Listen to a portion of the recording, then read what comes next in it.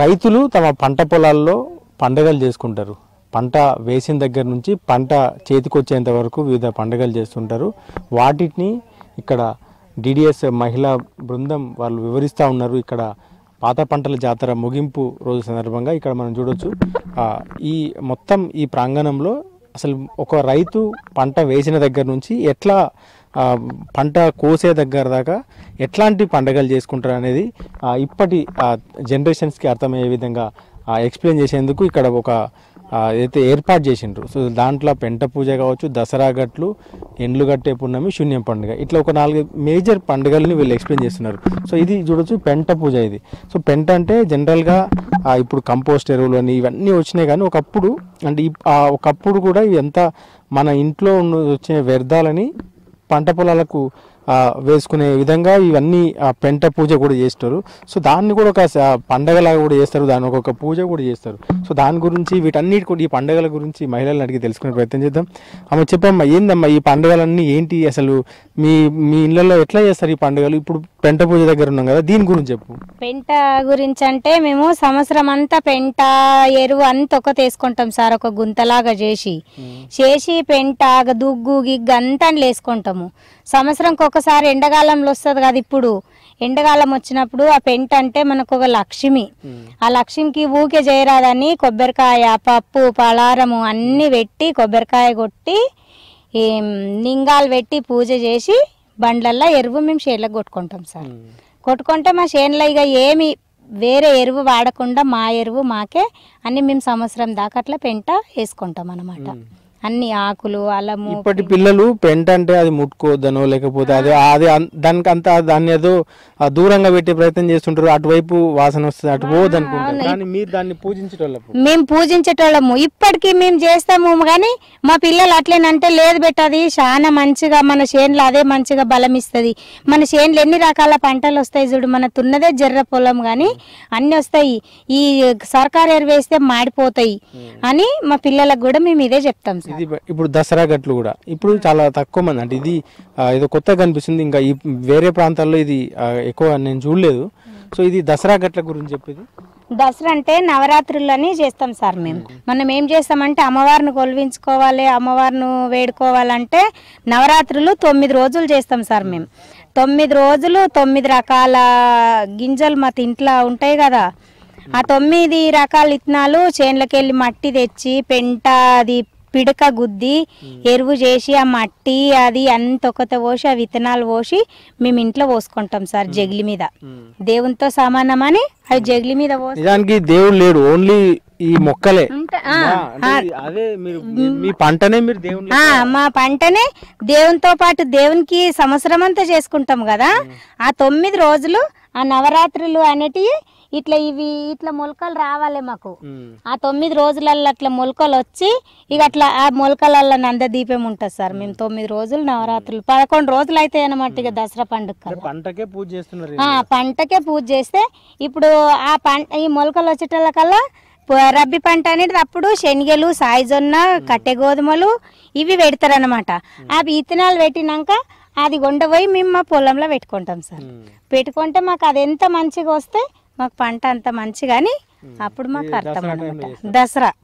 దసరా కల్లా ముగింపు దసరా పండుగ నాడు కొత్త దినం నాడు అని దసరా పండుగ రోజు అక్కడ శిలంగా మెల్లి రాగానే సాయంత్రం పోయి అది చేనులో పెట్టుకొని వస్తాం మళ్ళీ మేము. అట్లా 9 రోజులు 9 రకాల వంటలు కూడా 9 రకాలు చేసి పెడతాం. రోజు ఒక నైవేద్యం. పంటలకు పూజ చేసుకుంటే పంటలను ఒక సెలబ్రేషన్, ఒక పండుగ లెక్క చేసుకుంటారు. సో ఇది దసరా గట్ల పంట చేతికొచ్చే దశను పండగలా కూడా చేసుకుంటారు. అదే ఎండ్లు గట్టే పున్నమి, దీని గురించి తెలుసుకుందాం. అమ్మ చెప్పమ్మా, ఏంది ఎండ్లు గట్టే పున్నమి? ఏంది ఎండ్లు గట్టే పున్నమి అంటే సార్ మాకు కొత్త పంట వస్తుంది. కొత్త పంట వచ్చే ముందట అప్పట్లో పండుగలు లేకుండే. పండుగలు లేకపోతే ఈ పంట వచ్చింది మనం ఎట్లా చేయాలి అనుకుంటే ఈ ఎండ్లు రాగానే ఏం చేసినామంటే మేము ఒక పున్నం నిర్ణయించి ఎండ్లగట్టే పున్నం అని చేసినాం సార్. ఎండ్లగట్టే పున్నం అంటే సాయిజొన్న, కట్టె గోధుమ, ఔష, కుసుమ, శనిగ, లంక అన్ని తెచ్చి మేము దర్వాజా కట్టుకుంటాం సార్. ఇవన్నీ ఇప్పుడు ఈ పున్నంకి చేతికొస్తాయి, ఈ పున్నంకు చేతికొస్తాయి అన్నమాట. ఈ పున్నం రోజు అన్ని కట్టుకుంటాం. అన్ని కట్టుకున్నాక మళ్ళా ఊళ్ళో ఊరడమ్మ కాడ కూడా నైవేద్యాలు పెట్టుకొస్తాం అన్నమాట. ఏ నెలలో వస్తుందమ్మా ఇప్పుడు ఈ జనరల్ గా ఇదే నెలలో వస్తుంది సార్, ఈ ఫిబ్రవరిలో. ఈ రోజు చేసినాం మనం ఫస్ట్ గానీ ఇదే నెలలో వస్తుంది ఈ పండుగ. ఈ పండుగ వస్తే అప్పట్లో లేనందుకు వాళ్ళకి ఎందుకు ఇది చేయాలి అని ఈ పండుగ మన పేదోళ్ళము నిర్ణయించుకొని పండుగ చేసిర్రు అన్నమాట. పెద్దోళ్ళు చేసుకుందరు అన్నమాట. వాళ్ళు ఒక రోజు ఇవన్నీ తీసుకొని వాళ్ళు తాకపోతుండ్రంట మా పెద్ద మనుషులు. వాళ్ళు ఏదో ఇంత పెడితే దీన్ని వస్తుంది, అరే మనం కూడా చేసుకుంటే మన పిల్లలు తింటారు కదా, మన దర్వాజా కూడా మంచిగా ఉంటది కదా, మన ఇల్లు కూడా మంచిగా ఉంటది కదా అని మా పెద్ద మనుషులు నిర్ణయించారు. మేము కూడా అట్లనే నిర్ణయిస్తాం.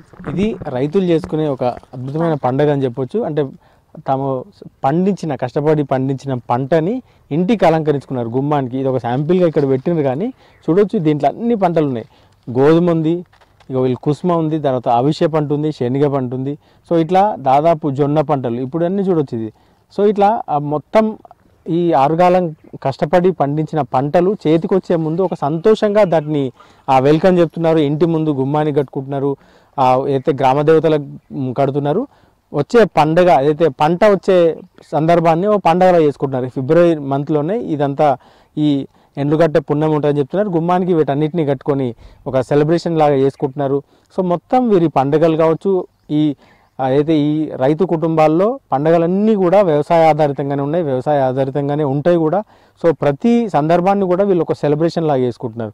అట్లనే ఇంకొకటి కూడా ఉంది, ప్రధానంగా ఏదైతే ఈ పంటకు శూన్యం పండుగ అని చేస్తున్నారు. ఆ శూన్యం పండుగ దాని గురించి కూడా తెలుసుకునే ప్రయత్నం చేద్దాం. ఇక్కడ మొత్తం ఆ శూన్యం పండుగను కూడా ఒక శాంపిల్గా వీటిని ఏర్పాటు చేసిండ్రు. సో వాటిని అమ్మ చెప్పమ్మ, ఈ శూన్యం పండుగ ఏంది?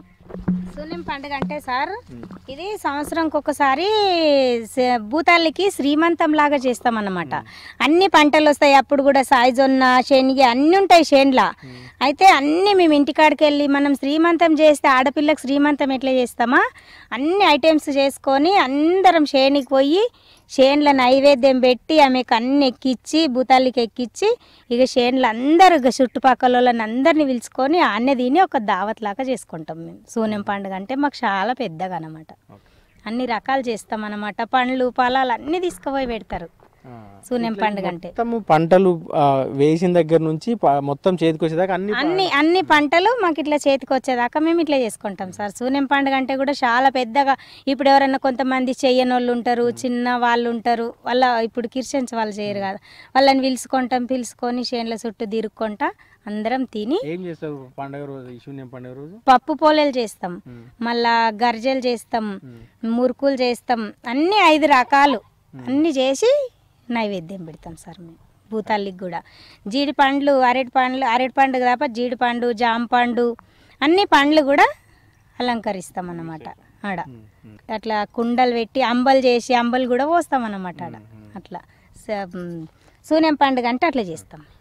ఇది శూన్యం పండుగ విశేషాలు. దాంతోపాటు ప్రధానంగా ఇక్కడ మనం చూడొచ్చు, రైతులు పంట వేయడానికి ముందు నుంచి కూడా ఇవన్నీ ఒక్కొక్క సందర్భాన్ని ఒక్కొక్క సెలబ్రేషన్ చేసుకుంటున్నారు. ఏదైతే మనం ఎట్లా ఇళ్లలో అయితే ఆడపిల్లకి ఎట్లా శ్రీమంతం చేస్తారో అట్లా పంటకు కూడా పంట పొట్టకొచ్చే దశలో దానికి శ్రీమంతం చేస్తున్నారు. పంట వేయడానికి ముందు పంటకు వాడే ఎరువుకు కూడా ఒక పెంట పండుగ అని చేస్తున్నారు. సో పంట వేయడానికి ముందు అయితే పెంట పండుగ, పంట విత్తనాలు నాటే సందర్భంలో పండుగ, దాంతోపాటు పొట్టకొచ్చే సందర్భంలో అయితే శ్రీమంతం లాగా శూన్యం పండుగ, మరోవైపు అయితే దసరా సందర్భంలో వాటిని మొలకలైతే సందర్భాన్ని కూడా ఒక సెలబ్రేషన్ లాగా చేసుకుంటున్నారు. దాంతోపాటు పంట చేతికొచ్చే దశను కూడా ఎండ్లు కట్టే పున్నమని. ఇట్లా మొత్తం రైతాంగం తమ కుటుంబం పిల్లలు అందరు కలిసి పంట వేసే దశలన్నింటినీ కూడా ఒక పండగలాగా ఒక వాతావరణం లాగా చేసుకుంటారు. పంటే పండగ, పంటే జీవనాధారం అనే కాన్సెప్ట్ని వీరు అయితే ఇన్ని ఏళ్ళ పాటు దాన్ని చేసుకున్నారో భవిష్యత్ తరాలకు వాటిని అందించేందుకు, వీటిని కొత్త తరాలకు అందించేందుకు ఇట్లా పాత పంటల జాతర పేరు మీద కావచ్చు ఇట్లా వాటన్నిటిని ముందు తరాలకు అందించేందుకు ప్రయత్నం చేస్తున్నారు. కెమెరామెన్ రాజుతో శ్రీధర్, విస్క్ న్యూస్, హైదరాబాద్ నుండి.